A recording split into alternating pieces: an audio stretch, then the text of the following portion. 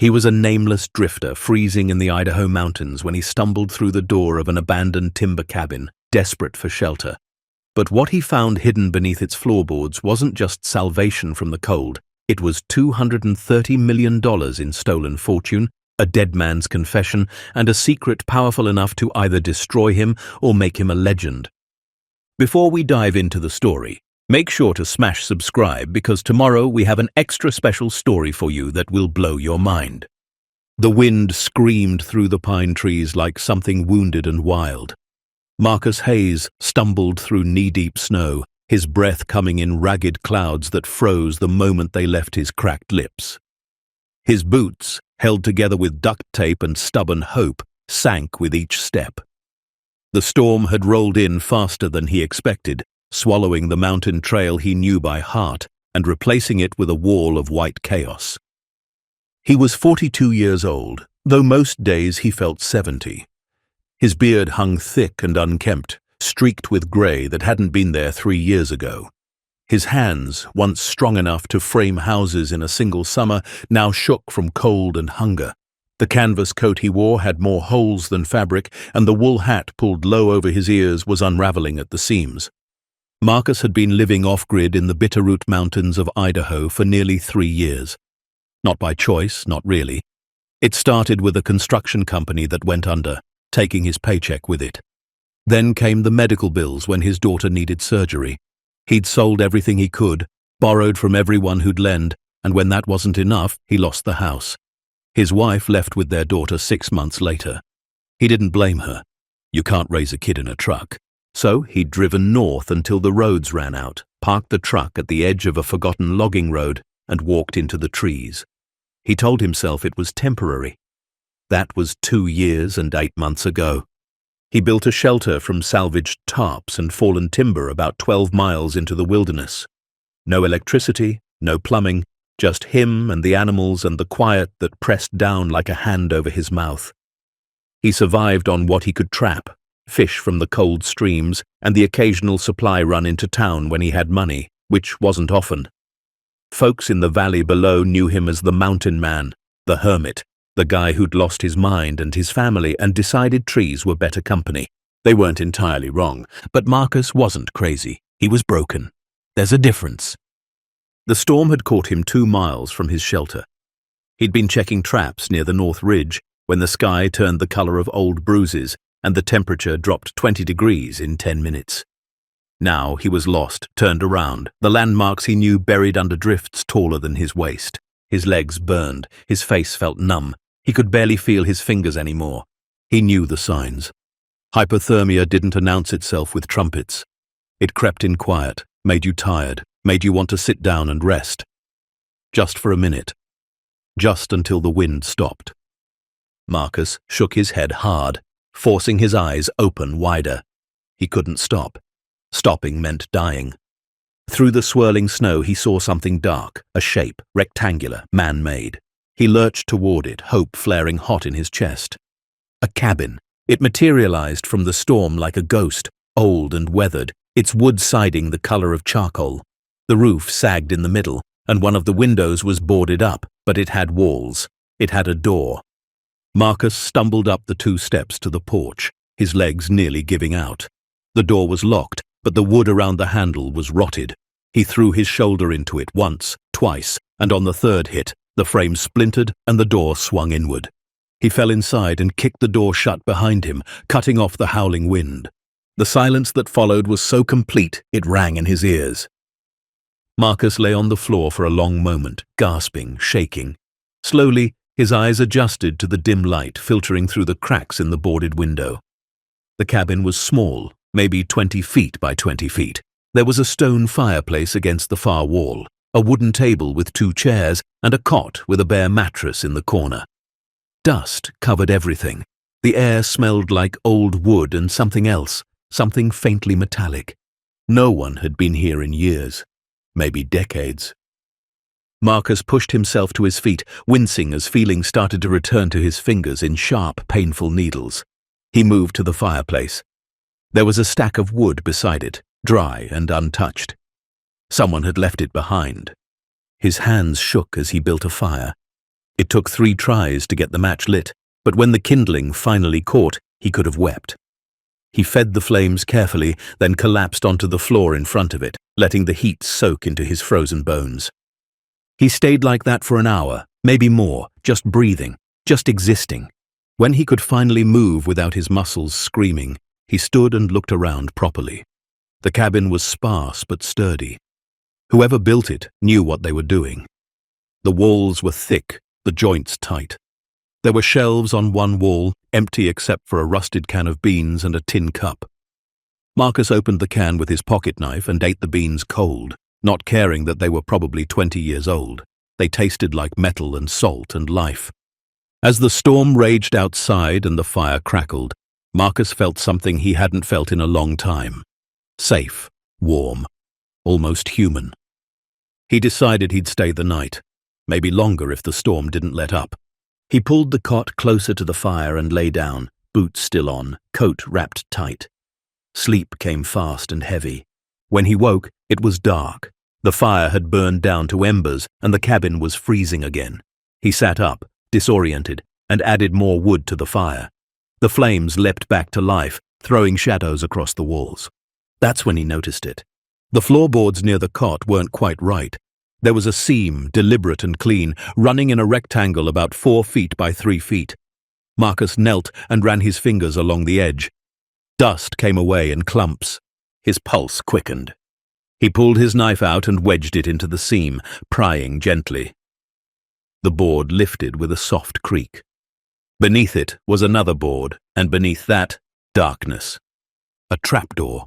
Marcus lifted the entire section away and stared down into a black void. Cold air drifted up from below, carrying that metallic smell he'd noticed earlier. Stronger now. He grabbed a piece of burning wood from the fire and held it over the opening. Stone steps led down into the earth. For a long moment, Marcus just stared. Every instinct he had screamed at him to put the boards back, to leave it alone, to mind his own business. Nothing good ever came from poking around in places that wanted to stay hidden. But curiosity is a powerful thing. And Marcus had spent 3 years with nothing but his own thoughts. The idea of a mystery, of something unknown, pulled at him like a hook in his chest. He lowered himself through the opening, boots finding the first step, then the second. The passage was narrow, just wide enough for his shoulders. He descended slowly, the makeshift torch flickering in his hand. 10 steps down, 15, 20. Then the passage opened up. Marcus stepped into a room carved directly into the mountain stone. It was roughly circular, maybe 30 feet across, with a ceiling high enough to stand in comfortably. And it wasn't empty. Against the far wall were shelves, metal shelves, industrial and sturdy, and on those shelves were boxes, dozens of them, wooden crates, plastic bins, metal containers. Marcus moved closer, his torch casting wild shadows. He set the wood down carefully on the stone floor and opened the nearest crate. Inside, wrapped in oiled cloth, were stacks of bills. Cash, $100 bills bound in thick bundles. His hands trembled as he pulled one out. The bills were old but crisp, untouched by time. He rifled through the stack. All hundreds. He counted quickly. $10,000 in his hand. He looked back at the crate. There were at least 20 more bundles inside. His breath came faster. He moved to the next crate and opened it. More money. Then another. And another. But it wasn't just cash. In one container, wrapped in foam and tissue, were paintings. Small ones, old, the kind he'd seen in museums during a school trip decades ago. Landscapes, portraits, each one carefully preserved. In another box, gold bars. Actual gold bars, stamped with numbers and weights. He picked one up. It was heavier than he expected, cold and dense. There were documents, too, files in waterproof cases, photographs, maps, ledgers with handwritten entries. Marcus sank to his knees, the torch guttering beside him. This wasn't just a hidden stash. This was a fortune, a massive, impossible, terrifying fortune. He didn't know how long he sat there, surrounded by wealth beyond anything he'd ever imagined. His mind raced, trying to make sense of it. Who would hide this here? Why? How long had it been buried? Finally, He forced himself to stand. He picked up one of the ledgers and carried it back up the stone steps, clutching it like a lifeline. Back in the cabin, he sat by the fire and opened the ledger. The handwriting inside was neat, precise, methodical. The first entry was dated August 4th, 1983. It read, "First deposit complete, 12.4 million. Untraceable, Swiss accounts closed, no one knows." Marcus turned the page. More entries, dates, amounts, locations. It went on for pages. Years of deposits, transactions, movements of money and goods, and at the very end, a final entry dated December 19th, 1997. Total secured, 230,400,000. It's done. Let them search.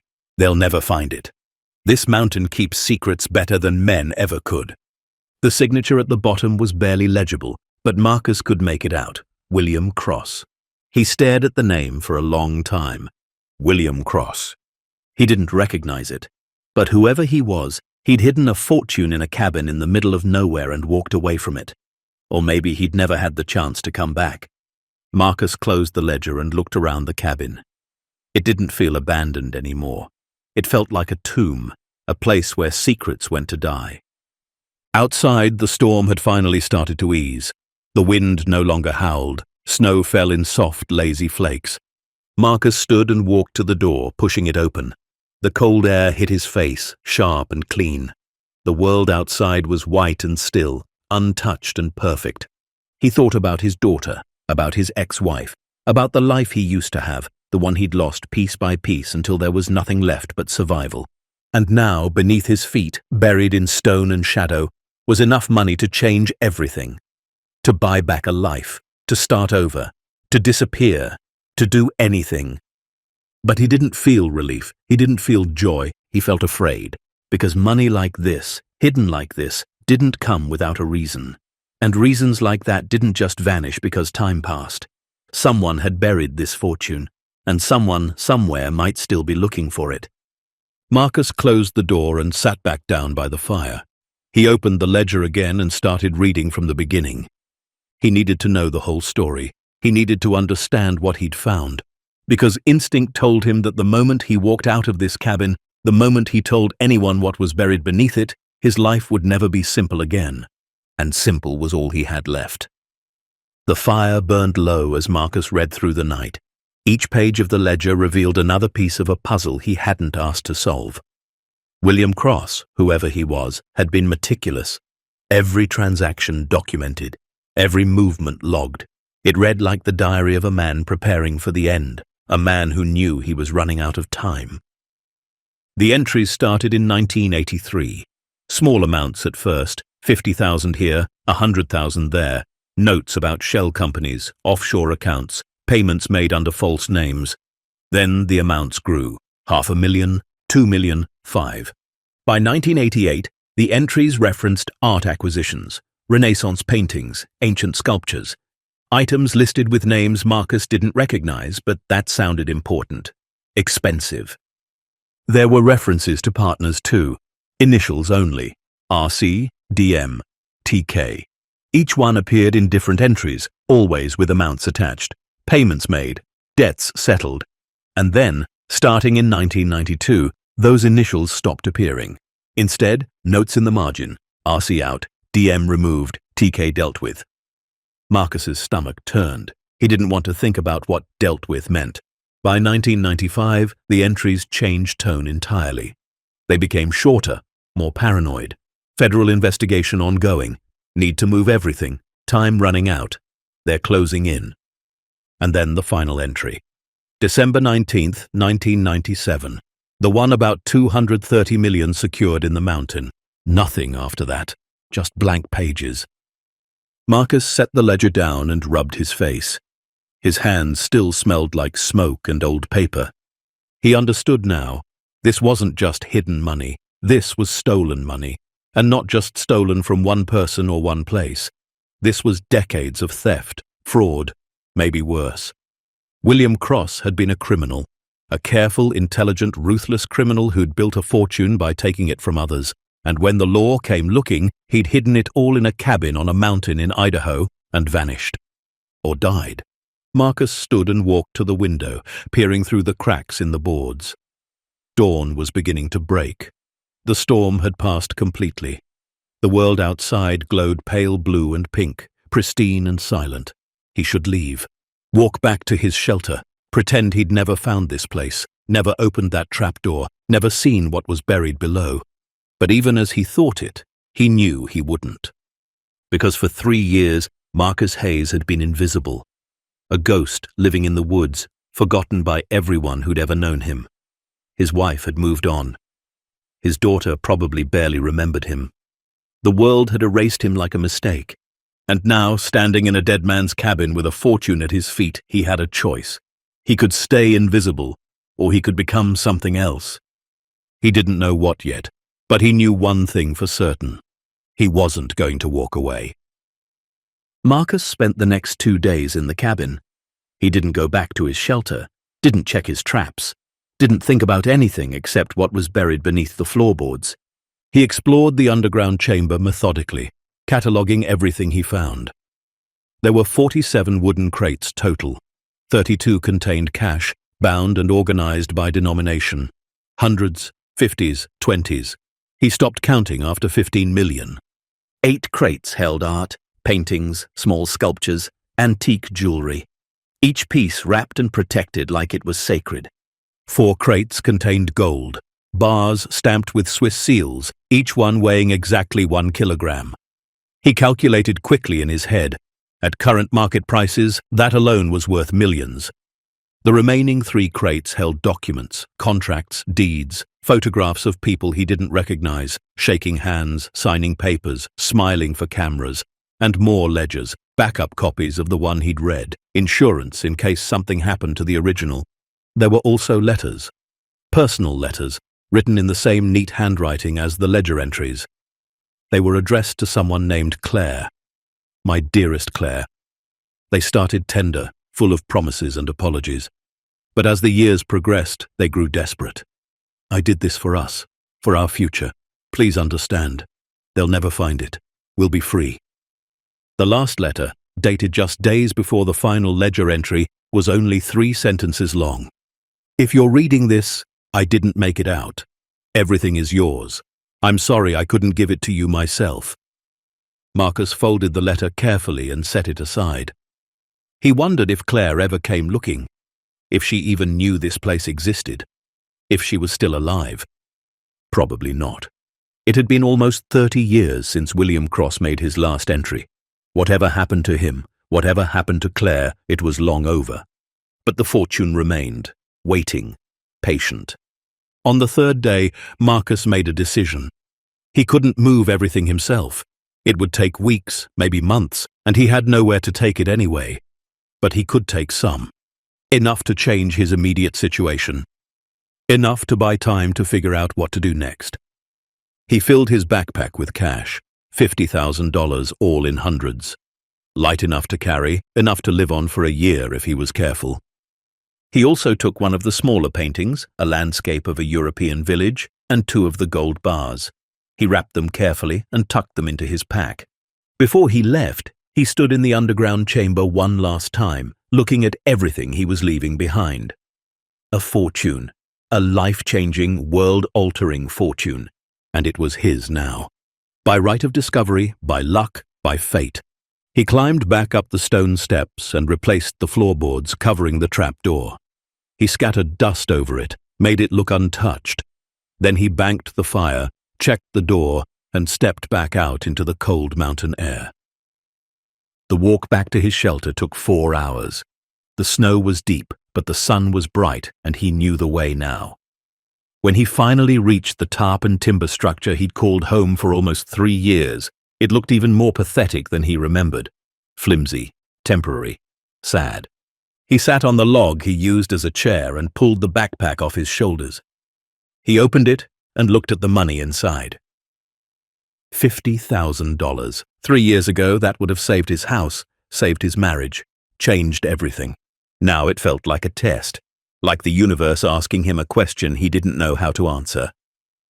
What are you going to do, Marcus? He didn't have an answer yet, but he knew the first step. He needed to go into town, He needed to learn more about William Cross, about what had happened in 1997, about whether anyone was still looking. Because if they were, if someone out there still remembered the 230 million that disappeared into the mountains of Idaho, then Marcus Hayes had just stepped into something far more dangerous than a blizzard. And unlike the cold, this was something he couldn't survive by building a fire. What happens next will turn this mountain upside down, reveal a truth nobody expected, and remind us why sometimes the greatest discoveries come with the highest price. Stay tuned to see what happens next. If you're enjoying the story, please like, share, and subscribe for more. The town of Harlow sat in the valley like a forgotten postcard, the kind of place people passed through but never stayed. 2 gas stations, a diner, a general store that sold everything from motor oil to canned peaches, and a post office that doubled as the town hall. Population 742, according to the faded sign on Highway 21, though Marcus suspected that number was generous. He'd been here before, a handful of times over the past 3 years, always keeping to himself, buying supplies with what little money he could scrape together from odd jobs or the occasional animal pelt he sold to the taxidermist on 4th Street. People knew him by sight but not by name. The mountain man, the hermit, the guy who smelled like wood smoke and spoke in single syllables. Today, walking down Main Street with $50,000 in his backpack, Marcus felt like a different person. Or maybe he felt like an imposter wearing someone else's skin. He stopped first at the diner, a place called Ruby's that served breakfast all day and coffee that tasted like it had been brewed during the Reagan administration. The bell above the door chimed as he entered. 3 people looked up. An old man at the counter reading a newspaper. A waitress with tired eyes and a name tag that read Donna. And a younger guy in a booth by the window, wearing a sheriff's department jacket. Marcus took a seat at the counter, 2 stools away from the old man. Donna approached with a coffee pot. "You want coffee, hun?" Marcus nodded. "Please, and whatever the special is." She poured without asking how he took it. "Meatloaf, mashed potatoes, green beans, $6.50.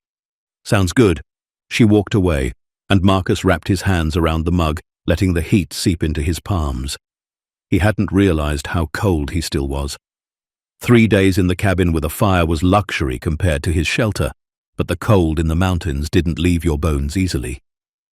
The old man glanced over. "Storm got you, huh?" Marcus looked at him. Weathered face, white stubble, eyes that had seen a lot of years. "Something like that." "Bad one. Lost power for 2 days out at my place. Pipes froze." He shook his head. "Getting too old for this." Marcus nodded but didn't offer more. He wasn't here to make friends. He was here for information. When Donna brought his food, he ate slowly, listening to the low murmur of conversation in the diner. The sheriff's deputy was talking on his phone about a broken fence and missing cattle. Donna was complaining to the cook about her back. The old man finished his coffee and left. When Marcus was done, he paid in cash, a $20 bill from his pack, and told Donna to keep the change. Her eyebrows rose slightly, but she didn't comment. Outside, the sun was high and bright, turning the snow-covered street into something almost beautiful. Marcus walked toward the general store. If anyone knew the history of this valley, it would be the people who'd been here longest. The store smelled like sawdust and old leather. Shelves lined every wall, packed with tools, clothing, camping gear, and enough canned goods to survive an apocalypse. Behind the counter stood a man in his 60s, bald, except for a ring of white hair, reading glasses perched on his nose. "Help you?" he asked, without looking up from the catalogue he was flipping through. "Just looking," Marcus said. He wandered the aisles, picking up items at random. A new knife, batteries, waterproof matches, things he actually needed. But mostly, he was waiting, watching, listening. After a few minutes, the bell above the door chimed, and 2 women entered, both in their 50s, chatting loudly. "I'm telling you, Carol, that man is never going to fix that roof. He's been saying he'll do it for 3 years. 3 years. At this rate, the whole house will collapse before he picks up a hammer." They moved through the store, still talking, and Marcus pretended to examine a display of fishing line. When they reached the counter to pay, one of them, the one called Carol, sighed dramatically. "You know what I was thinking about the other day? That old Cross place up on the ridge. Remember when that whole thing happened?" The man behind the counter finally looked up. Cross. God, that was what, 25 years ago? 27, Carol said. My sister was still in high school. Everyone was talking about it. Marcus's pulse quickened. He kept his eyes on the fishing line. Federal agents everywhere, the other woman said. Helicopters, search dogs. They tore that man's house apart. Never found him, though, Carol added. Just vanished. Some people said he ran to Mexico. Others said he was buried somewhere in these mountains. The man behind the counter rang up their items. I heard he stole something like $100 million. Corporate fraud or something. More than that, Carol said. I heard it was over 200 million, and none of it was ever recovered. Marcus stood frozen in the general store, his hand still gripping a package of fishing line he had no intention of buying. The women's voices continued, casual and light, discussing a man's disappearance the way you'd talk about weather or yesterday's dinner. But every word hit Marcus like a hammer. 200 million. Federal investigation. Never recovered. The man behind the counter bagged their purchases. I always wondered if it was still out there somewhere. All that money, just sitting in some bank account or buried in a hole. Carol laughed. Buried in these mountains, more like. Cross knew every trail, every cave. If he wanted to hide something, it'd stay hidden. They paid and left, the bell chiming behind them. Marcus waited a full minute before approaching the counter with his items. His hands were steady, but his mind raced. The man rang him up without much interest. $32 even. Marcus paid in exact change from his pocket, careful not to open his backpack. That story those ladies were talking about, he said, keeping his voice neutral. The Cross guy, that really happened? The man shrugged. Oh yeah, biggest thing to ever happen in Harlow. 1997. Guy named William Cross owned a financial consulting firm, had clients all over the Northwest. Turned out he'd been running a Ponzi scheme for over a decade. Stole from pension funds, retirement accounts, everything. When it came crashing down, he disappeared. Feds searched for months. They ever find anything? Not a damn thing. Some people think he's living it up in South America somewhere. Others think he died up in those mountains trying to run. The man leaned on the counter. Me? I think he knew he was caught and ate a bullet somewhere quiet. But hell, what do I know? Marcus nodded slowly. Crazy story. Sure is. Anyway, you need a bag for this stuff? No, I'm good. Marcus walked out into the cold afternoon air, his mind spinning. William Cross hadn't just stolen money. He'd destroyed lives. Pension funds meant retirees who lost everything. Retirement accounts meant families ruined. And he'd taken $230 million and buried it in a mountain where no one would ever find it. Except Marcus had found it. He spent the rest of the day in Harlow, piecing together what he could. At the library, a small room attached to the post office, he found newspaper archives on microfiche. The librarian, a kind woman in her 70s, showed him how to work the machine. The headlines from 1997 told the story in brutal detail. Local businessman accused of massive fraud. Cross financial clients lose millions. Elderly couple loses life savings in investment scheme. Federal manhunt for missing CEO enters third week. Marcus read every article, his stomach twisting tighter with each one. There were photos of William Cross, a handsome man in his 40s with dark hair and an easy smile. The kind of face you'd trust with your money, with your future. There were photos of his victims too. Old men crying at press conferences, women holding photos of their deceased husbands who'd invested everything and died before seeing justice. Families standing in front of foreclosed homes. One article featured an interview with a man named Robert Chen, 72, who'd worked as a machinist for 40 years and invested his entire pension with Cross Financial. I trusted him, Chen said in the article. He looked me in the eye and promised my money was safe. Now I have nothing. My wife is sick. I don't know how we're going to survive. Marcus had to stop reading. He pushed away from the microfiche machine and walked to the bathroom, where he splashed cold water on his face. In the mirror, he looked like a stranger, gaunt, bearded, hollow-eyed, a man who'd lost everything and learned to live with nothing. But now he had something, and it wasn't his. He went back to the microfiche and kept reading. The investigation had been massive. FBI agents searched Cross's home, his office, even his vacation property in Montana. They interviewed employees, family members, business partners. They tracked his financial records, looking for where the money had gone. But Cross had been smart. He'd moved the money through dozens of shell companies, offshore accounts, untraceable transactions. By the time the fraud was discovered, the money had vanished. And Cross had vanished with it. The last article was dated March 5, 1998. Federal investigation into Cross Financial officially closed. Suspect presumed dead. Authorities believed Cross had fled into the Bitterroot Mountains and either died from exposure or took his own life. His body was never found. The money was never recovered. The victims were never made whole. Marcus left the library as the sun began to set. He walked through town slowly, his backpack heavy on his shoulders, though whether from the weight of the money or the weight of what he now knew, he couldn't say. He found a cheap motel on the edge of town, the kind with thin walls and a neon sign that buzzed in the darkness. He paid for 3 nights in cash, using bills from his pocket, not from the backpack. The room smelled like cigarettes and cleaning solution. Marcus locked the door, drew the curtains, and sat on the bed. He pulled the backpack onto his lap and opened it.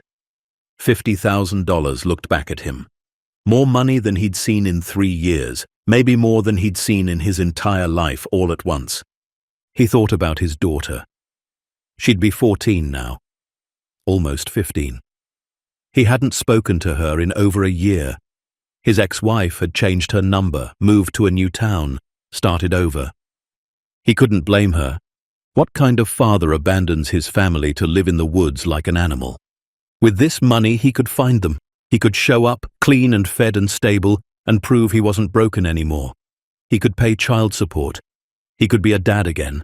But the money wasn't his. It was stolen from people like Robert Chen, from elderly couples who'd trusted the wrong person and lost everything. Marcus lay back on the bed and stared at the water-stained ceiling. The right thing to do was obvious. Turn it in. Tell the authorities. Let them recover what they could, return it to the victims or their families. But the thought of going back to that shelter, to eating squirrels and drinking from half-frozen streams, to being invisible and forgotten, made his chest tight with something close to panic. He'd survived 3 years in the wilderness. He could survive 3 more, or 30 more if he had to. But did he want to? And even if he wanted to do the right thing, who would believe him? A homeless man with no ID, no address, no credibility, walking into a federal building and claiming he'd found $230 million in a cabin in the mountains? They'd think he was crazy. Or worse, they'd think he was involved somehow. They'd investigate him, question him, tear apart what little remained of his life. And for what? To return money that might not even go to the victims? Government bureaucracy would swallow it whole, legal fees and administrative costs eating away at it until there was nothing left but paperwork. Marcus sat up and rubbed his face. His hands shook. He didn't know what to do. But he knew he couldn't make this decision alone, not in a motel room with stolen money in his lap. He needed to go back to the cabin. He needed to read everything, understand everything. Only then could he decide. The next morning, Marcus bought supplies at the general store. Real food this time. Canned goods, dried pasta, coffee, a decent sleeping bag, a propane camping stove. He spent $600 and didn't flinch. The man behind the counter raised an eyebrow. "You come into money or something?" Marcus forced a smile. "Got a job lined up. Logging crew needs help." "Good for you. Winter's a hard time to be broke in these mountains." "Don't I know it?"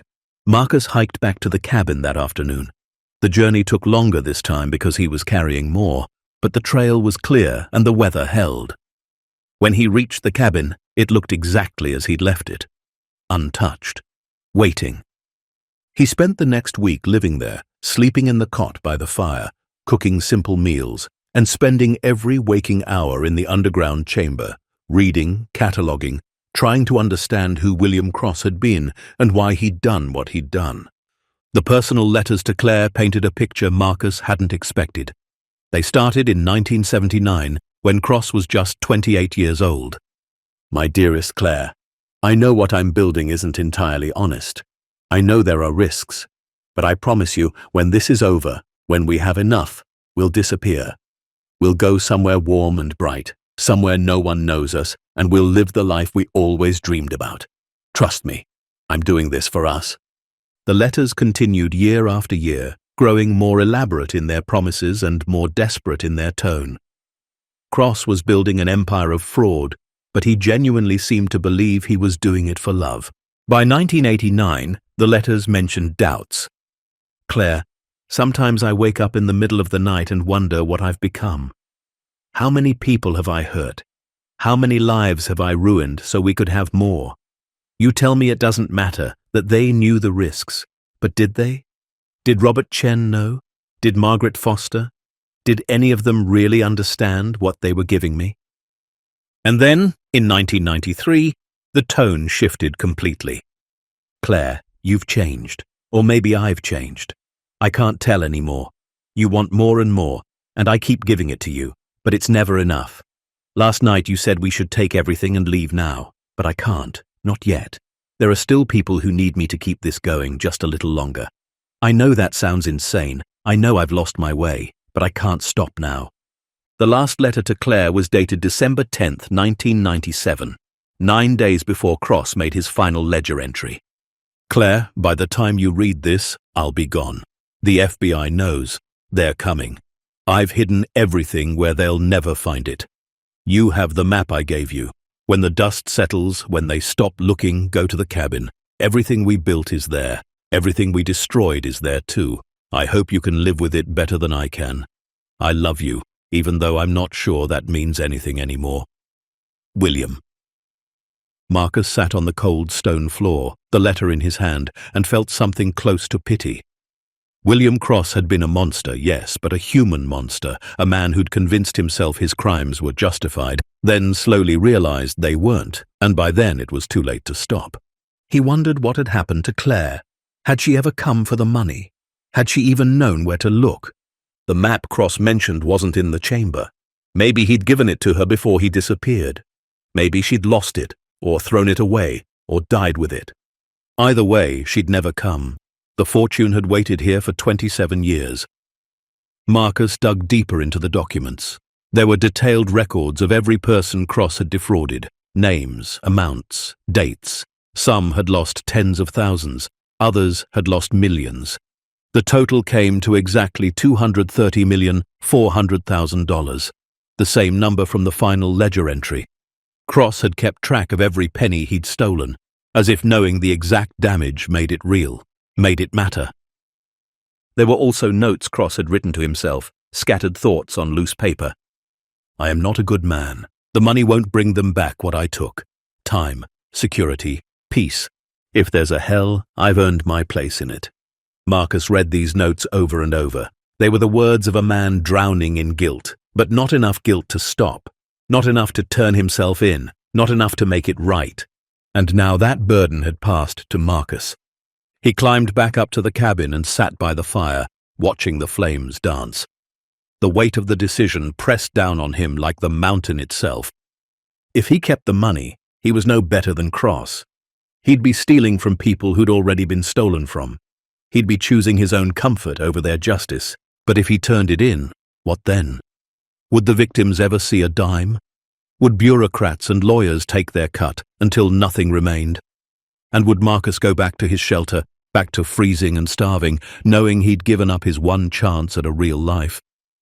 He thought about Robert Chen, the machinist who'd lost everything. He'd be in his 90s now, if he was even still alive. Same with most of the victims. 27 years was a long time. Some were surely dead. Others had rebuilt their lives as best they could. Would the money even matter to them now? Marcus stood and paced the small cabin, hands clenched into fists. He was trying to rationalize keeping it. He knew that. He was looking for reasons why it would be okay, why he deserved it, why the victims wouldn't miss what they'd already grieved. But the truth was simpler and harder. It wasn't his. No matter how he justified it, no matter how much he needed it, no matter how long it had been hidden, the money belonged to the people Cross had stolen it from. And Marcus Hayes, for all his failures, for all the ways he'd broken and fallen and lost himself, was not a thief. He sat back down by the fire and made his decision. He would return it, all of it, but not to the government, not to faceless bureaucrats who'd bury it in red tape. He'd find the victims, or their families. He'd track down every name in Cross's ledger and make sure they got what was owed to them. Personally, directly. It would take time, it would take effort. But it was the only way to make this right. What happens next will turn this night upside down, reveal a truth nobody expected, and remind us why sometimes the quietest voices carry the most power. Stay tuned to see what happens next. If you're enjoying the story, please like, share, and subscribe for more. Marcus spent the next 3 days planning. He couldn't just start handing out cash to strangers. He needed a system, a way to verify identities, to protect himself and the victims from fraud or worse. He started by making a list. Every name from Cross's ledger, written carefully in a new notebook he'd bought in town. 73 names in total. Some had lost as little as $20,000. Others had lost over $5 million. Next to each name, he wrote the amount stolen and the date. Then he began the slow work of research. The library in Harlow had internet access, one ancient computer in the corner that took 5 minutes to load a web page. Marcus spent hours there, searching for names, looking through obituaries, public records, anything that would tell him who was still alive and where they were. The work was tedious and heartbreaking. More than half the victims were dead. Old age, illness, or in some cases, despair. One article mentioned a man named Donald Pritchard who died by suicide 6 months after losing his savings to Cross Financial. He left a note saying he couldn't face his family, knowing he'd gambled their future on a con man's promises. Marcus had to step outside and breathe cold air until his hands stopped shaking, but some were still alive. He found obituaries that mentioned surviving spouses, public records that showed addresses, social media profiles of children and grandchildren. By the end of the week, he had a working list, 32 people or families who could potentially be found and repaid. The question was, how? He couldn't just show up at someone's door with a bag of cash. They'd call the police, or worse, word would spread, and suddenly everyone would be looking for the source. The FBI would reopen the case. Journalists would descend. Marcus would be exposed. And then there was the art and the gold. Those couldn't just be handed over. They needed to be sold, converted to cash, done carefully and quietly. Marcus realized with growing certainty that he couldn't do this alone. He needed help. Someone with connections, someone who understood how to move money legally, someone he could trust. But trust was the problem. He didn't trust anyone. Not anymore. Still, one name kept coming back to him. A lawyer he'd heard about in town, a woman who handled estate cases and had a reputation for being honest. Her name was Ellen Voss, and her office was above the hardware store on Main Street. Marcus sat in the cabin, staring at the fire, weighing the risks. If he reached out to her, told her everything, he was putting his life in someone else's hands. She could turn him in. She could steal the money herself. She could do 100 things that would end with Marcus in prison or worse. But if he tried to do this alone, he'd fail. He'd make mistakes. He'd get caught. And the money would end up in government hands anyway, filtered through a system that cared more about procedure than people. He thought about the letters William Cross had written, about a man who'd isolated himself, convinced he could handle everything alone, and ended up dying alone in these mountains with his secrets. Marcus didn't want to die alone, not anymore. He made up his mind. The next morning, he hiked back to Harlow and walked into Ellen Voss's office without an appointment. The receptionist, a young woman with purple hair and multiple piercings, looked up from her phone. "Can I help you?" "I need to see Ellen Voss. It's urgent. Do you have an appointment?" No, but she'll want to hear what I have to say. The receptionist's eyes narrowed. That's what everyone says. Tell her it's about William Cross. That got her attention. She picked up the phone, spoke quietly into it, then hung up. She'll see you. Go on back. Ellen Voss's office was small but organized, shelves lined with legal books and case files. She sat behind a desk cluttered with papers, a woman in her mid-50s with short grey hair and sharp eyes behind rimless glasses. She gestured to a chair across from her. Sit. You mentioned William Cross. That's a name I haven't heard in years. Marcus sat, his backpack heavy on his lap. I've found something that belonged to him. Ellen leaned back in her chair, studying him. You're the mountain man. I've seen you around town. Marcus Hayes. Ellen Voss. And what exactly did you find, Marcus Hayes? He took a breath. This was the moment. Once he said it, there was no going back. A cabin, up in the Bitterroots, with a hidden chamber beneath it. Inside that chamber is $230 million, give or take. Cash, art, gold. Everything William Cross stole. Ellen didn't move, didn't blink. For a long moment, she just stared at him. Then she laughed. Not a cruel laugh, but the kind of laugh that comes when something is so absurd you don't know how else to react. You're serious. Completely. You found $230 million in a cabin. Yes. And you're sitting in my office telling me about it instead of disappearing to Mexico. Marcus set his backpack on her desk and opened it. He pulled out one of the bundles of cash, $10,000, and set it in front of her. Then he pulled out the ledger, the letters, and several of Cross's documents. I'm telling you because I need help returning it, to the victims, to their families, the right way. Ellen picked up the bundle of cash, examined it, then set it down. She opened the ledger and read the first page, then the second. Then she looked up at Marcus, and her expression had changed completely.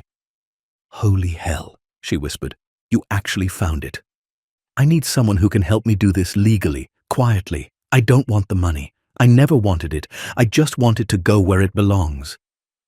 Ellen stood and walked to her window, looking out at the street below. For a long time, she said nothing. Finally, she turned back to Marcus. Do you have any idea how complicated this is going to be? The legal implications alone could take years to untangle, and that's assuming the government doesn't seize everything the moment they find out. I know. And you're sure you want to do this? Because once we start, there's no going back. Your life will never be the same. Marcus thought about the last 3 years, the cold, the hunger, the loneliness, the way his daughter's voice sounded on the phone the last time they spoke, distant and careful, like she was talking to a stranger. My life is already not the same, he said quietly. I just want to make sure it means something. Ellen studied him for a long moment. Then she nodded. Okay, we'll need to be smart about this, careful, but I think I can help you. She sat back down at her desk and pulled out a legal pad. First things first, we need to document everything. Photos, inventory, chain of custody. Then we need to figure out how to approach this without triggering a federal seizure. There are precedents for recovered stolen assets being returned to victims, but it's rare and complicated. Marcus felt something loosen in his chest. Relief, maybe, or hope. Thank you, he said. Ellen looked up at him. Don't thank me yet. This is going to be the hardest thing either of us has ever done. But if we pull it off...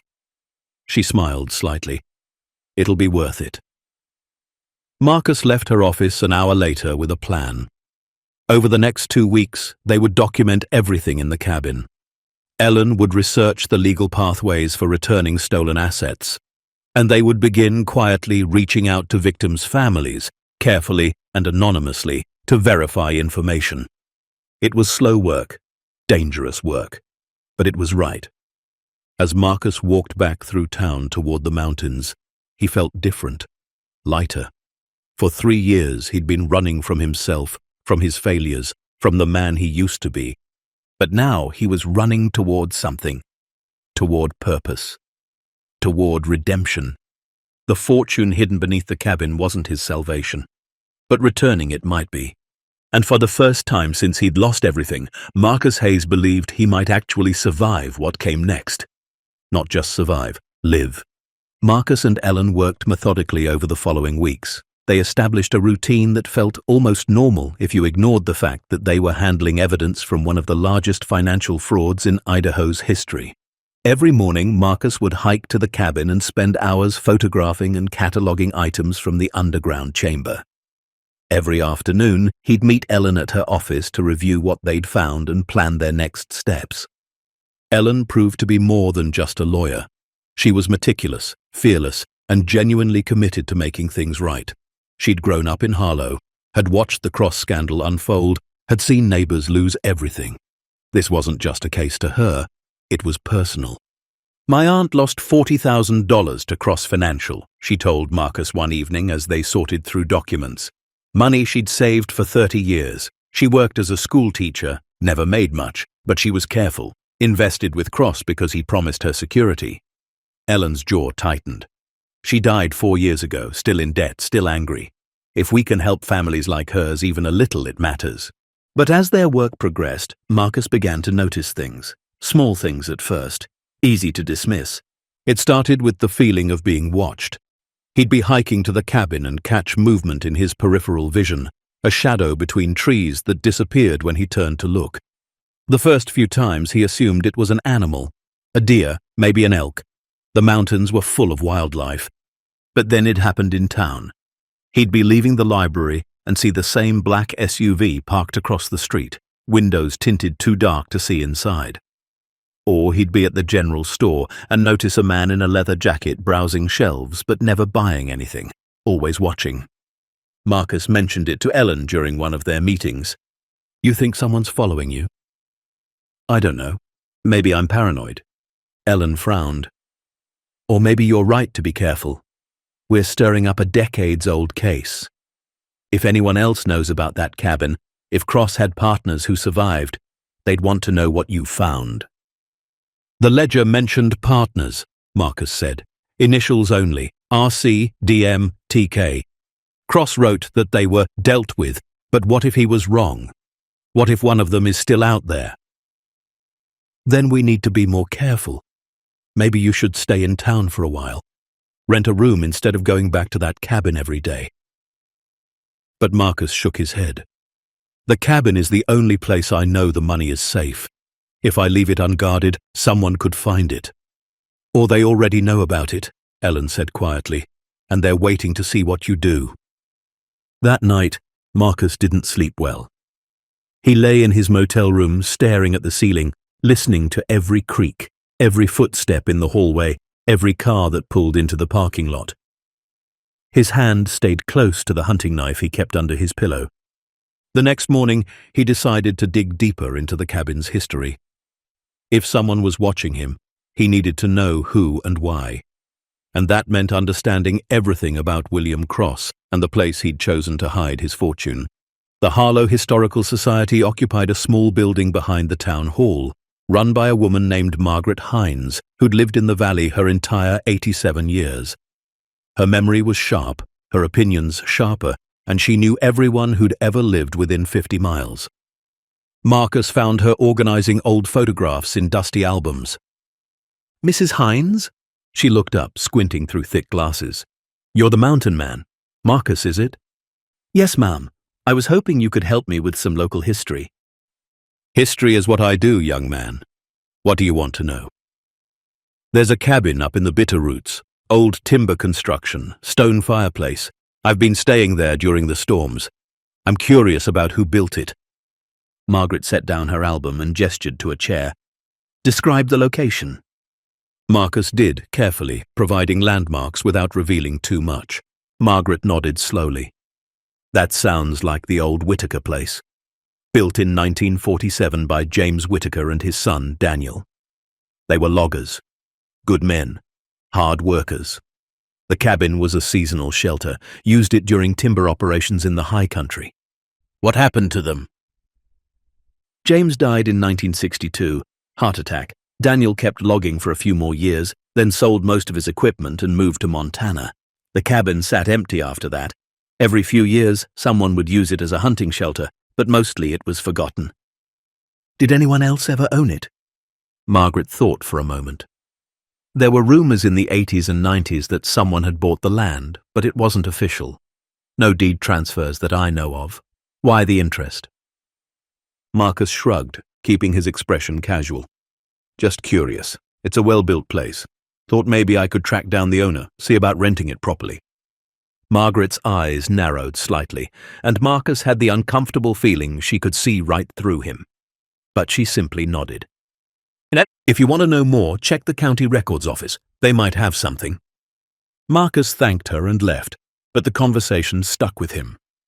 If Cross had used the cabin, he'd done so quietly, off the books, which meant he'd probably paid someone cash, no paperwork, no trail. Smart. But it also meant someone in Harlow might remember Cross being in the area.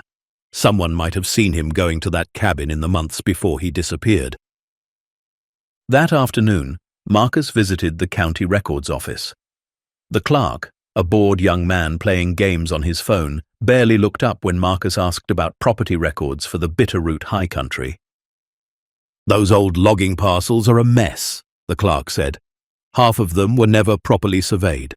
You're looking for anything specific?" "Just general information about who owned what in the 90s. The clerk sighed and led Marcus to a back room filled with filing cabinets. "Good luck, it's all paper records. 1990s would be in these 4 cabinets here." Marcus spent 3 hours sorting through files, his eyes burning from reading faded typewritten documents.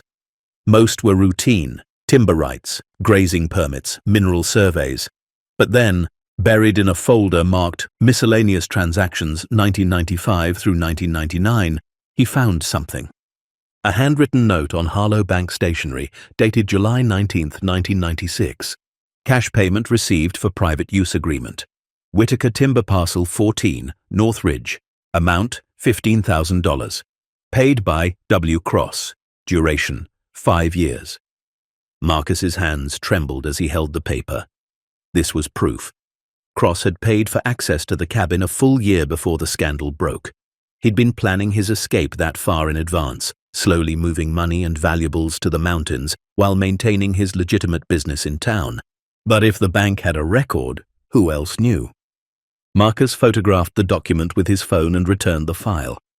As he left the records office, he noticed the black SUV again, parked 2 blocks down, engine running. His pulse quickened. This wasn't paranoia anymore. Someone was definitely watching him. He walked calmly to his truck, forcing himself not to look back. He drove out of town, taking a route he never normally used, watching his mirrors. The SUV followed, keeping 3 cars back, professional and patient. Marcus's mind raced. Who were these people? Former partners of Cross? Private investigators hired by victims? Or something worse? He drove for 20 minutes, then made a sudden turn onto a logging road, accelerating hard. The SUV followed, closing the distance. Marcus pushed the old truck faster, gravel spitting from his tires. He knew these mountain roads better than anyone. If he could just reach the network of trails near his old shelter, he could lose them in the wilderness.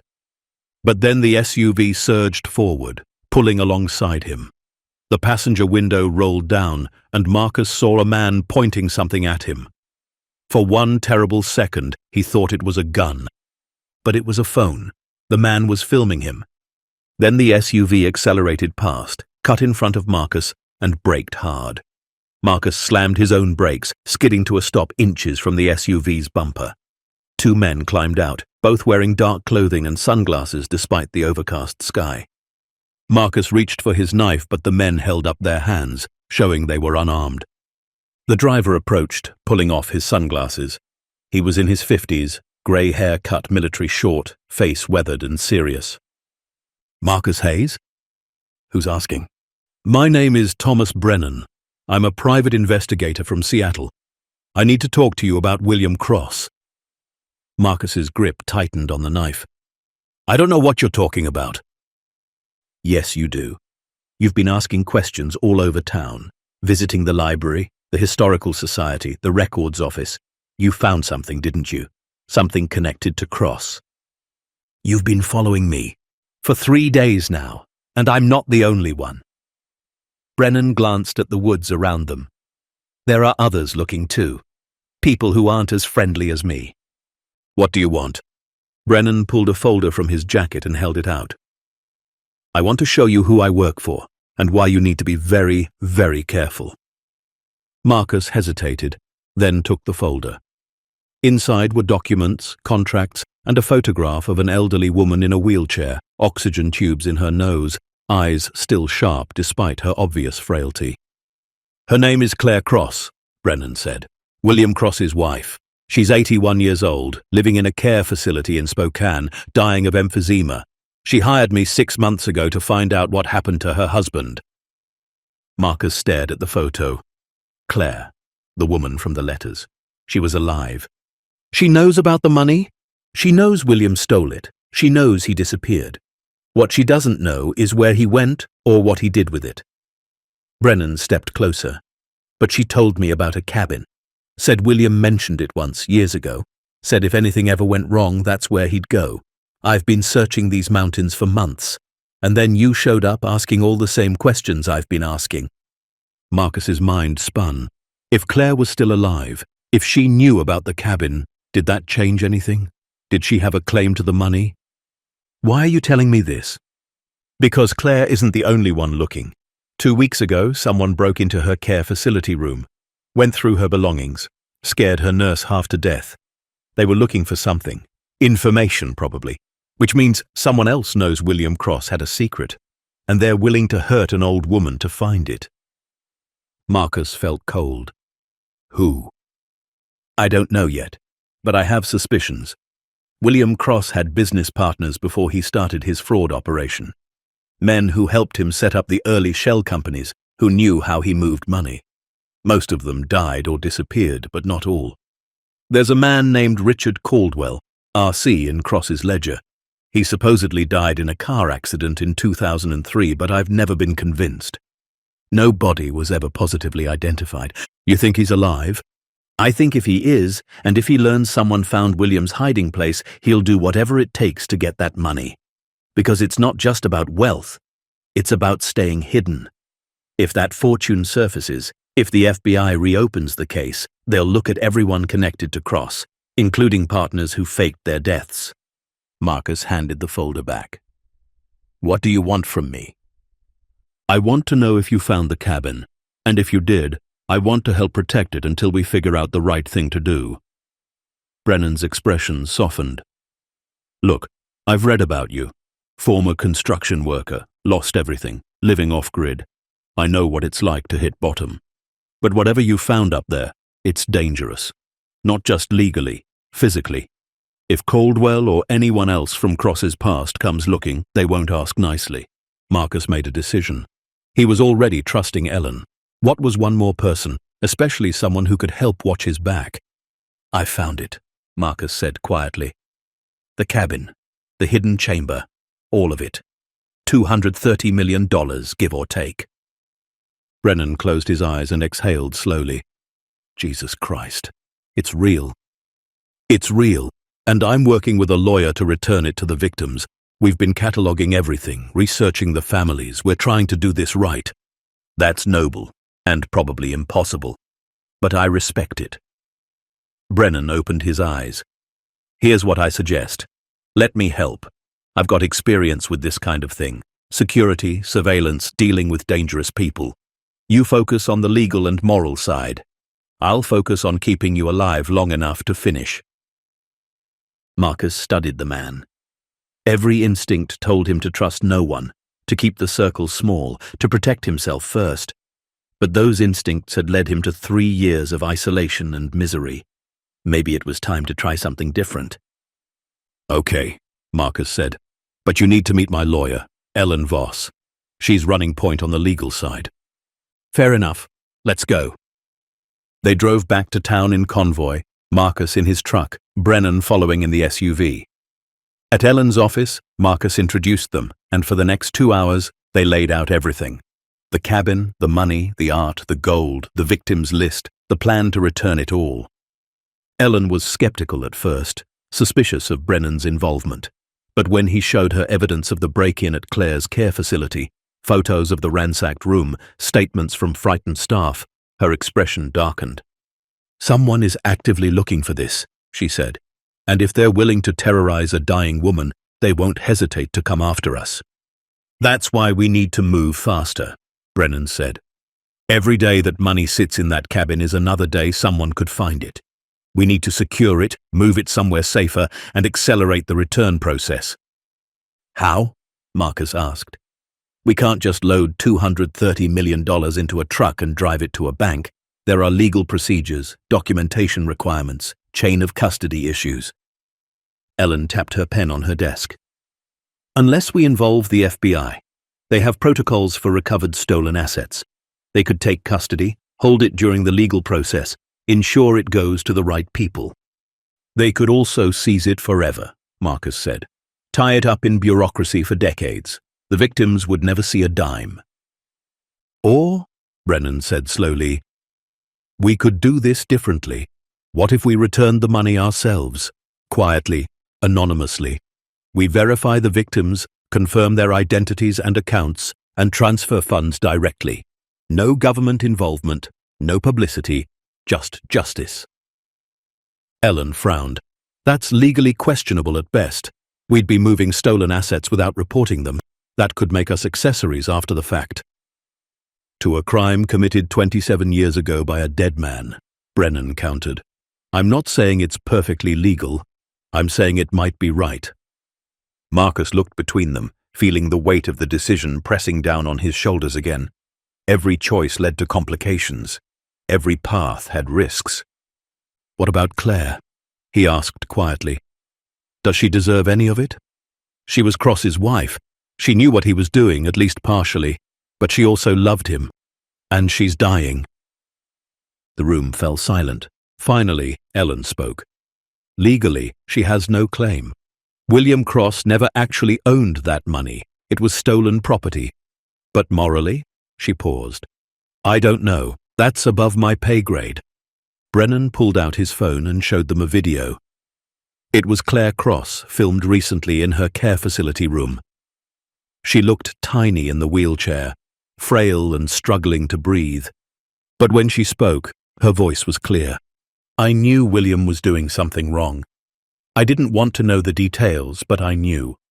And I let him continue because I liked the life it gave us. The house, the cars, the security. I'm not innocent, but I'm not the one who stole from those people. That was William, and if there's any way to give them back what he took, it should be done, even if it means I get nothing, especially if it means I get nothing." The video ended. Marcus felt something loosen in his chest. "She deserves to know," he said, "that we found it, that we're making it right. She doesn't need to get anything from it, but she deserves to know her husband's last act wasn't completely selfish." Ellen nodded slowly. "Okay, we'll tell her. But first, we need to secure the cabin. If someone is actively searching, we can't leave everything exposed." Brennan stood. "I'll handle that. I've got equipment, cameras, motion sensors. We'll turn that cabin into a fortress. And Marcus, you need to stop going there alone. From now on, we work in pairs, minimum. Always armed, always alert." Marcus felt the situation escalating beyond his control.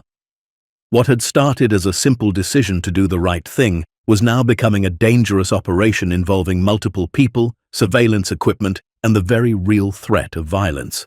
But there was no going back now. That evening, after Brennan left to gather equipment and Ellen went home to prepare legal documents, Marcus sat alone in his motel room. He pulled out his phone and stared at the last text message from his ex-wife, received over a year ago. "Please stop trying to contact us. You made your choice. Let us move on." He'd wanted the money to win them back, to prove he could still be a father, a provider. But now he understood that was never going to work. You couldn't buy back love. You couldn't purchase redemption. The only way to earn those things was through who you became, not what you had. Marcus deleted the message. Then he opened a new note on his phone and started writing. Not to his ex-wife or daughter, but to himself. A record of everything that had happened, everything he'd found, everything he was trying to do. If something happened to him, if Caldwell or whoever was searching found him first, someone needed to know the truth. He wrote for hours, documenting every detail. The storm, the cabin, the discovery, the victims, the plan. He wrote about William Cross and Claire, about Ellen and Brennan, about his own failures and hopes. When he finished, he saved the document and emailed it to Ellen with a simple subject line. "If I disappear, read this." Then he lay down and tried to sleep, knowing tomorrow would bring new dangers, new complications, new choices that would define who he really was. Outside his window, a black sedan he didn't recognize pulled into the motel parking lot. The driver sat watching Marcus's room for 10 minutes before driving away. The hunter had become the hunted. And somewhere in these mountains, Richard Caldwell, if he was really alive, was getting closer. The next morning arrived cold and tense. Marcus met Brennan and Ellen at the lawyer's office before dawn, all of them wearing expressions that said they'd slept poorly, if at all. Brennan had brought 2 large duffel bags filled with security equipment. Cameras, motion sensors, satellite phone in case cell service fails, and these.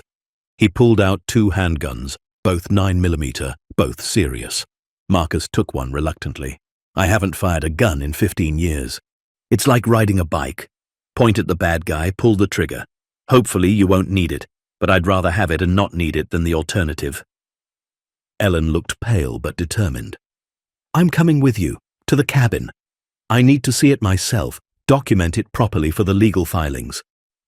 "That's not safe," Marcus said. "Nothing about this is safe, but I'm not asking permission. This is my case too now." They drove in 2 vehicles, Marcus and Ellen in his truck, Brennan following in the SUV. The journey took 90 minutes, winding through increasingly remote mountain roads until they reached the trailhead Marcus knew by heart. From there, they hiked. Ellen struggled with the altitude and terrain, but she pushed through without complaint. When they finally emerged into the clearing where the cabin stood, she stopped and stared. "It looks so ordinary," she said, "like 1,000 other old cabins in these mountains." "That's the point," Brennan said, surveying the perimeter. "Perfect hiding place, remote, unremarkable, easily defended." They spent the next 4 hours installing Brennan's security system. Cameras hidden in trees, motion sensors along approach routes, pressure plates under the porch steps. When they finished, Brennan pulled out a tablet and showed them the feeds. Every angle of the cabin was now monitored, with alerts that would ping his phone if anything moved within 100 yards. "Now," Ellen said, "show me what you found." Marcus led them inside and opened the trap door. Ellen descended the stone steps slowly, Marcus behind her with a flashlight, Brennan taking up the rear with his weapon drawn. When they reached the underground chamber and Marcus illuminated the shelves of crates and boxes, Ellen gasped. "My God," she whispered, "it's real, all of it." She moved between the crates like someone walking through a museum, touching each one gently, reverently. When she opened a box of cash and saw the bundled bills, tears filled her eyes. "My aunt died believing she'd been a fool, believing she'd thrown away her life savings on a lie." Ellen's voice cracked. "If we can help even one family avoid that pain, it's worth every risk." They spent another 2 hours photographing and documenting everything, creating a complete inventory with serial numbers, amounts, and condition notes. When they finally climbed back up to the cabin proper, exhausted and overwhelmed, Brennan's phone buzzed. He looked at the screen and his expression hardened. "Motion sensor, southeast approach. Someone's coming." They froze. Marcus felt his heart hammering against his ribs. "How many?" Ellen whispered. Brennan checked the tablet. 2 people. Moving carefully, trying to stay hidden. They know what they're doing. "What do we do?" "We don't panic. Could be hikers, could be hunters. Or..." Brennan didn't finish the sentence. They watched the tablet screen as 2 figures moved closer, stopping periodically to scan the area. They weren't hiking. They were searching. When they emerged from the trees near the cabin, Marcus's blood ran cold. One was a man in his 60s, tall and lean, moving with military precision despite his age. The other was younger, maybe 35, built like a linebacker, carrying what looked like a rifle case. Brennan zoomed in on the older man's face and cursed softly. "That's him, Richard Caldwell. I'd bet my life on it." They'd found him, or more accurately, he'd found them. And now Marcus, Ellen, and Brennan were trapped in a cabin with $230 million beneath their feet and two very dangerous men at their door. Brennan moved fast, years of training kicking in. He pulled Marcus and Ellen away from the windows, positioning them behind the stone fireplace, the most solid cover in the cabin. His voice was low, controlled, every word carrying weight. "Stay quiet. Stay down. Let me handle this." Marcus gripped the handgun Brennan had given him, his palms sweating despite the cold. Ellen's face had gone white, but her jaw was set, determined. They'd come too far to back down now. Outside, footsteps crunched on the frozen ground. The two men stopped at the porch. Through a crack in the boarded window, Marcus could see them clearly now. The older man, Richard Caldwell, had sharp features and cold eyes that swept across the cabin with practiced efficiency. The younger one, the muscle, kept one hand on his rifle case, alert but relaxed. They'd done this before. Caldwell knocked on the door. 3 measured strikes, not aggressive, almost friendly. "I know someone's in there," he called out, his voice smooth and cultured. "I saw the smoke from your fire an hour ago. I'm not here to cause trouble. I just want to talk." Brennan glanced at Marcus and shook his head. "Don't respond." Another knock. "My name is Richard Caldwell. If you've been digging into the history of this cabin, you might recognize that name. I was a business partner of William Cross, and I think we have something to discuss." Silence stretched. Marcus could hear his own breathing, too loud in his ears. "Look," Caldwell continued, his tone shifting slightly, becoming more reasonable. "I understand you found something here, something William hid. I'm not interested in taking it from you. I'm interested in making a deal, a partnership. There's enough for everyone." Brennan moved to a different angle, getting a better view. He typed something on his phone, showed it to Marcus and Ellen. "Stalling. Backup cameras show 3 more men moving in from the north. This is a coordinated operation." Marcus's stomach dropped. They weren't just dealing with 2 men. They were surrounded. Ellen grabbed Marcus's arm, her grip tight. Her eyes said what her voice couldn't. "What do we do?" Brennan held up 5 fingers, then pointed to himself and the door. He was going to create a distraction, give them 5 seconds to move. But move where? The only exit was through the front door, right where Caldwell stood. Then Marcus remembered. The underground chamber. They could descend, close the trapdoor, use the narrow passage as a choke point. It wasn't ideal, but it was better than being trapped in the cabin with armed men closing in from all sides. He pointed down, mouthed the word basement to Brennan. The investigator's eyes widened, then he nodded. It was risky, but it was something. Brennan held up 3 fingers. 2. 1. He stood and fired 2 shots through the cabin wall, deliberate misses meant to scatter the men outside and buy seconds. Then he shouted, "Go, go, go!" Marcus grabbed Ellen and pulled her toward the cot. He threw it aside, ripped open the trapdoor, and pushed her down the stone steps. "Get to the bottom and stay there." Brennan backed toward them, firing twice more through the door as return fire splintered the wood. The younger man outside had opened the rifle case, and the distinctive crack of high-powered rounds punched through the cabin walls. Marcus descended the steps, Brennan right behind him. They pulled the trapdoor closed, just as the cabin door burst open. Heavy footsteps pounded the floorboards above. In the darkness of the underground chamber, Ellen fumbled for the light switch Marcus had installed days earlier. A single bulb flickered to life, casting harsh shadows across the crates of money and art. "There's no other exit," Ellen whispered urgently. "We're trapped down here." "Not trapped," Brennan said, checking his weapon. "Defended. That stairway is barely wide enough for 1 person. They can't rush us. And they know if they use explosives or burn us out, they destroy what they came for." "So what, we just wait them out?" Marcus asked. "We negotiate, but from a position of strength." Brennan pulled out his phone. "And we call in the cavalry." Above them, footsteps moved across the floor, methodical and searching. They knew about the trapdoor now. It was only a matter of time before they opened it. Caldwell's voice drifted down, slightly muffled, but clear enough. That was unnecessary. I told you I'm here to talk, not fight. But you've made this more complicated than it needed to be. Brennan shouted back up the stairway. Richard Caldwell, wanted for financial fraud and suspected in 3 murders connected to the Cross financial scandal. You faked your death in 2003. You've been hiding for 21 years. And now you want to negotiate?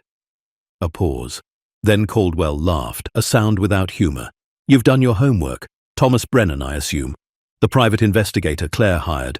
She always was sentimental, even after everything William did to her, to us, to everyone. She's dying, Brennan called back. 81 years old with months to live. And you broke into her care facility trying to find information. You terrorized a dying woman. I needed to know if William told her where he'd hidden everything. Apparently he didn't, but someone figured it out anyway. Caldwell's voice moved closer to the trapdoor. Here's the situation. I have 5 men up here. You have 2, maybe 3 people down there. You have no way out. But you do have something I want, so let's be civilized about this. Marcus looked at Ellen, then at Brennan. The investigator was already on his phone, texting rapidly. After a moment, he held up the screen. The message read, FBI notified. Estimated arrival 2 hours. We need to stall. 2 hours. It felt like an eternity. Marcus made a decision.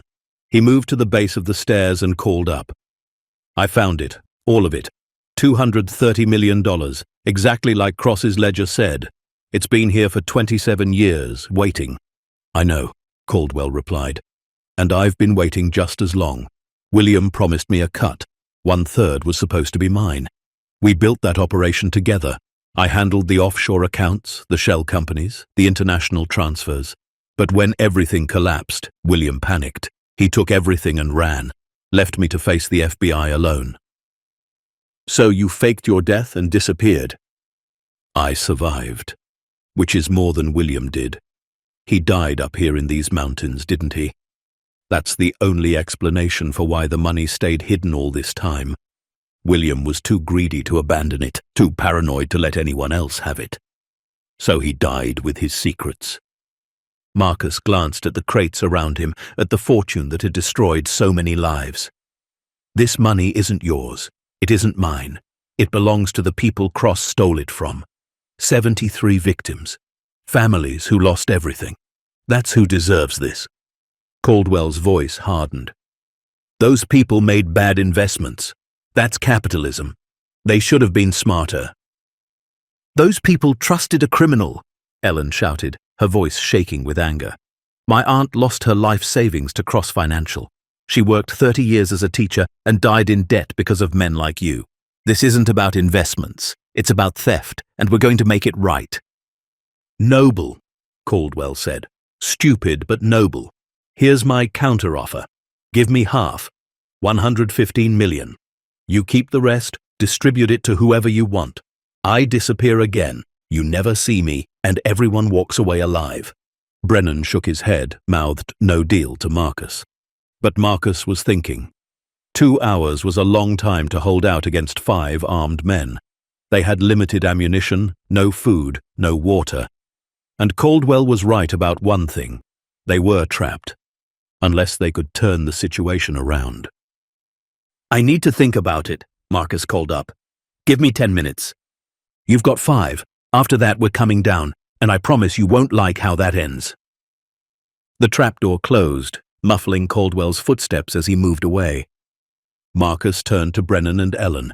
We need to change the game. Right now he has all the advantages, but what if we give him what he wants? Ellen's eyes widened. You can't be serious. Not really give it to him. Make him think we will. Get him and his men down here where they're vulnerable. In that narrow stairway, his numbers don't matter. It becomes a close-quarters situation where we have the advantage. Brennan considered it. It's risky. If we misjudge the timing, we're dead. If we don't do something, we're dead anyway, Marcus said. Or we spend 2 hours in a standoff that could go wrong 100 different ways. There's another option, Ellen said quietly. She pulled a small fire extinguisher from one of the supply crates Marcus had brought down weeks earlier. This chamber is carved into solid rock, right? If we fill the stairway with foam, make it impossible to see, that levels things even more. Brennan smiled grimly. You've got a tactical mind, counselor. I grew up with 4 brothers. You learn to fight dirty. They spent the next 3 minutes preparing. Brennan positioned himself at the base of the stairs, weapon ready. Ellen held the fire extinguisher. Marcus stood to the side with his handgun, knowing he'd be essentially useless in a gunfight, but determined to do something. When 5 minutes had passed, the trapdoor opened. Caldwell's voice echoed down. Time's up. What's your answer? We'll deal, Marcus called back. Half for you, half for the victims. But you come down alone first. We need to verify you're who you claim to be before we discuss terms. A long pause. Then Caldwell laughed. You think I'm stupid? You want to get me down there and what? Ambush me? You have 5 men up there, Marcus said. If we try anything, they can come down and finish us. But we need some assurance you're negotiating in good faith. 1 person, unarmed. We can all be civilized about this, like you said. Another pause, longer this time. Marcus could hear muffled conversation above, Caldwell conferring with his men. Finally, footsteps on the stairs. But not just 1 person. 3. Caldwell in the lead, 2 of his men behind him, all armed. I'm not an idiot, Caldwell said as he descended. We do this together, or not at all. Brennan glanced at Marcus. So much for the ambush plan. 3 armed men in a confined space against 3 civilians, only 1 of whom had any combat training. The odds had just gotten worse. But as Caldwell reached the bottom step and his eyes adjusted to the dim light, as he saw the rows of crates and boxes stretching into the shadows, his expression changed. Greed, yes, but also something else, vindication. After 21 years of hiding, of looking over his shoulder, of living as a ghost, he was finally seeing the prize he'd helped steal. My God, he whispered. William actually did it. He moved everything here. He walked toward the nearest crate, holstering his weapon to open it. His men stayed on the stairs, weapons still drawn, but attention divided between the treasure and the 3 people pressed against the far wall. That's when Marcus saw it. The opportunity. Not to fight, not to shoot, but to speak. To make Caldwell see what he'd spent 21 years refusing to acknowledge. You know what's in these crates, Marcus said loudly. 73 lives, 73 families, a schoolteacher who died in debt, a veteran who lost his disability pension, a couple who'd saved for 40 years and ended up homeless. Every dollar here has blood on it. Caldwell didn't look up. He was running his hands over the bundled cash, almost caressing it. Business is business. People lose money every day. This wasn't business, Ellen said, her voice steady and strong. This was betrayal. These people trusted Cross, trusted you. They gave you their futures and you stole them. We gave them hope, Caldwell shot back, finally looking up. We promised them returns, security, wealth. That's what people want. It's not my fault they believed us. Yes, it is, Marcus said. That's exactly whose fault it is. He stepped forward, ignoring Brennan's warning hand on his shoulder. I know what it's like to lose everything. 3 years ago, I had a family, a job, a life. Then it all fell apart.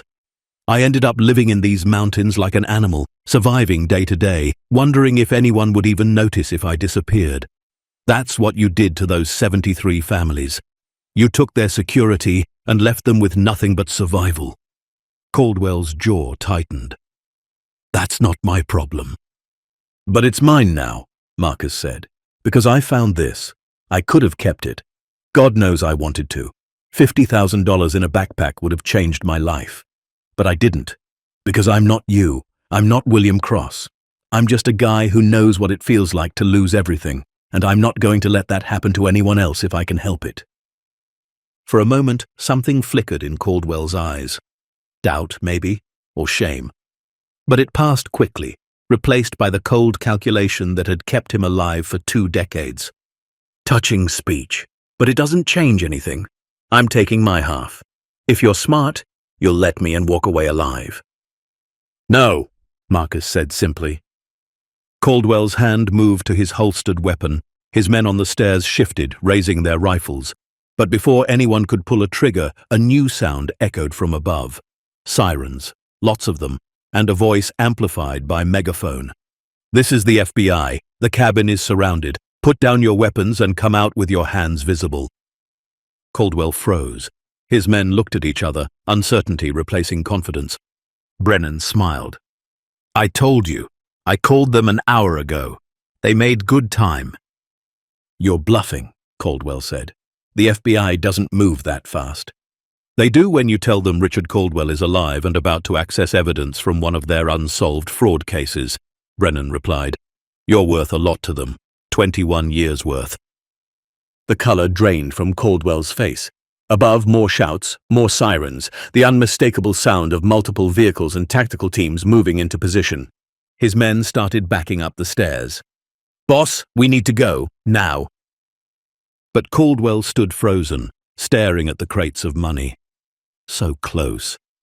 After all these years, so impossibly close. "You don't understand," he said quietly. "I've been dead for 21 years. I have nothing. No life, no identity, no future. This money, it's all I have left." Marcus felt an unexpected surge of pity. Here was a man who'd had everything, wealth, success, respect, and thrown it all away for more. And now, at the end, he was just as broken and alone as Marcus had been 3 months ago in his tarp shelter. "You made choices," Marcus said. "Bad ones. And now you have to face them. But it's not too late to do one thing right. Walk up those stairs, surrender. Tell the FBI everything. Help them recover any other assets, expose any other fraud. You can't undo the past, but you can stop running from it." Caldwell laughed bitterly. "Easy for you to say. You're the hero of this story. I'm the villain." "No," Marcus said. "You're just a man who made terrible decisions, same as me. Difference is, I'm choosing differently now. You still can too." For a long moment, Caldwell stood there, weighing his options. Flight or surrender. Decades more of hiding or finally facing consequences. His men were already gone, footsteps pounding up the stairs, shouts and gunfire echoing from above as they tried to escape and were met by FBI tactical teams. Finally, slowly, Caldwell pulled his weapon from its holster.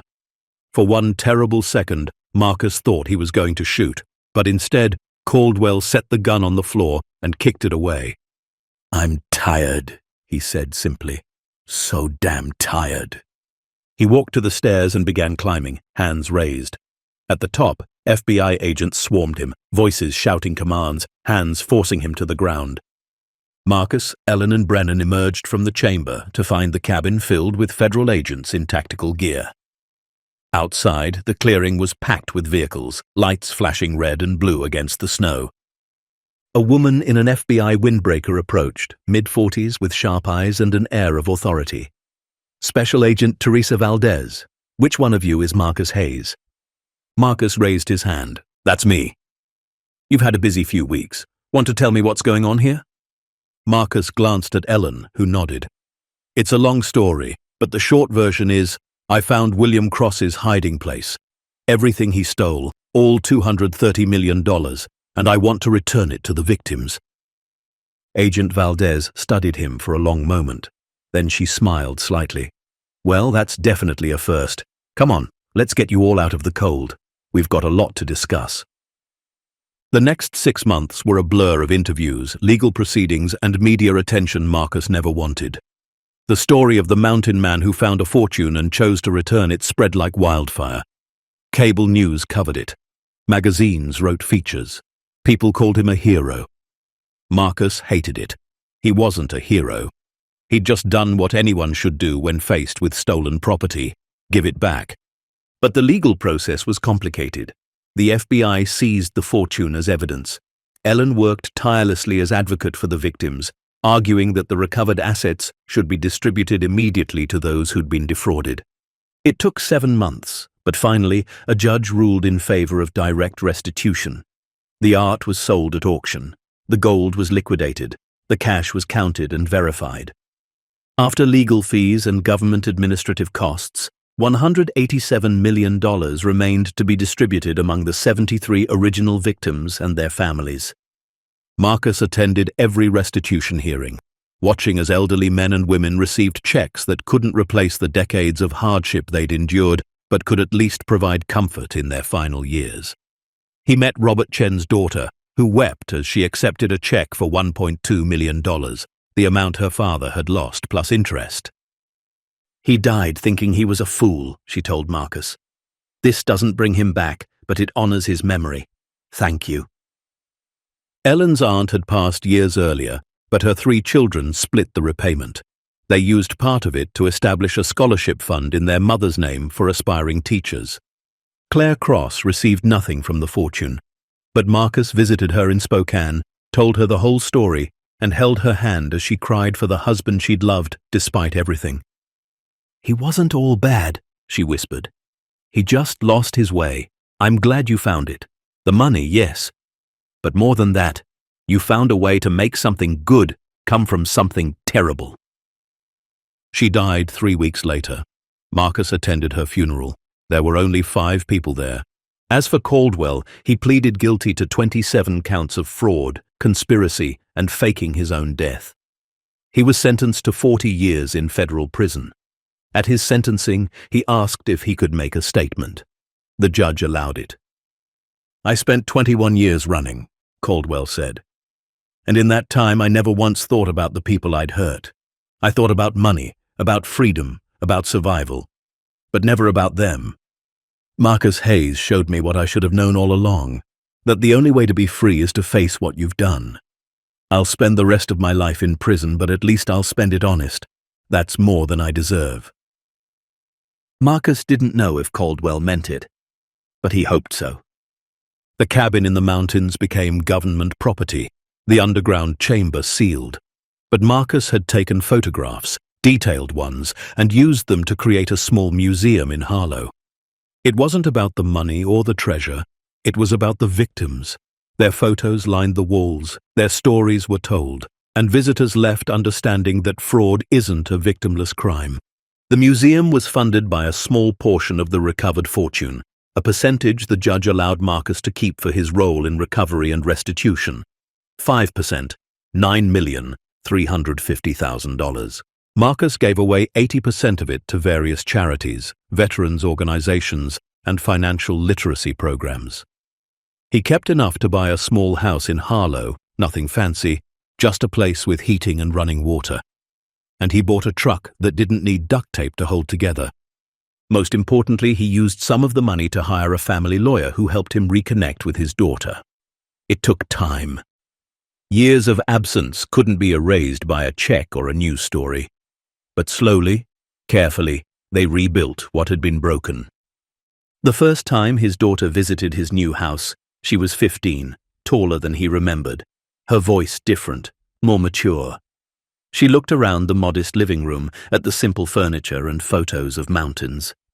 "It's nice," she said carefully. "It's not much," Marcus replied, "but it's honest." She smiled then, really smiled. "That's what matters, Dad." They had dinner together, talked about school, her friends, her mother's new job. They didn't talk about the 3 years he'd been gone or the fortune he'd found. That could come later, or maybe never. What mattered was they were talking at all. When she left, she hugged him, just briefly, just a moment, but it was enough. It was everything. Marcus stood on his porch that evening, watching the sun set behind the mountains he'd once hidden in. He thought about William Cross, about the choices that had led a man to steal millions and die alone in the wilderness. He thought about Caldwell, running for 21 years only to end up in a cell. And he thought about the 73 families who'd been given back something they thought was lost forever. He didn't regret his decision. Not for a second. Yes, he could have kept the money. He could have disappeared to some tropical island, lived in luxury, never worried about anything again. But he would have been just like Cross and Caldwell. A man running from himself. Instead, he'd chosen to stand still, to face the truth, to do what was right even when it was hard.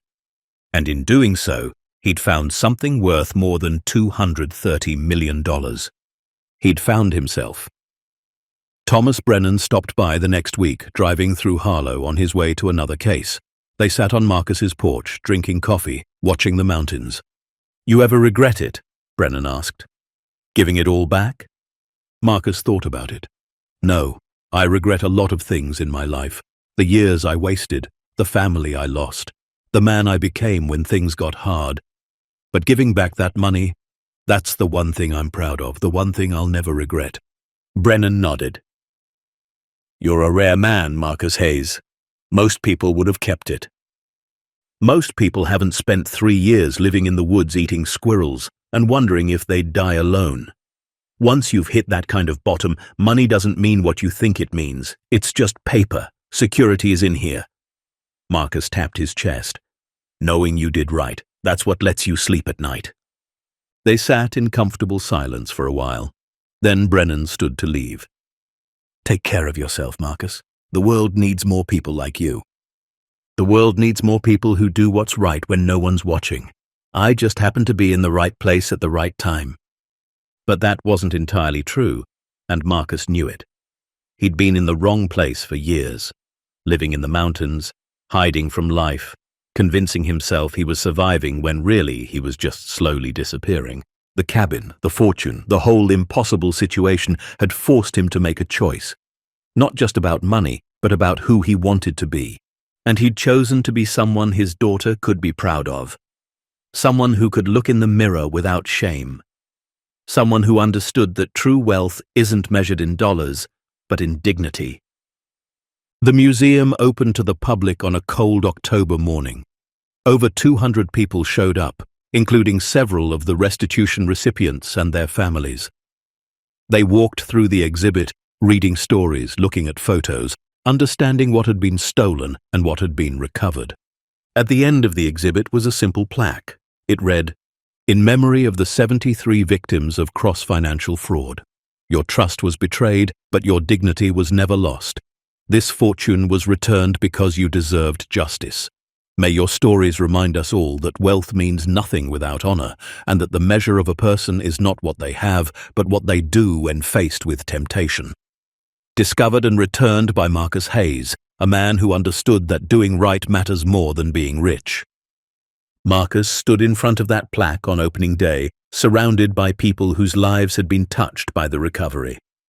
Some thanked him, others just nodded, too emotional to speak. A few hugged him, tears in their eyes. He felt uncomfortable with the attention, but he understood why it mattered.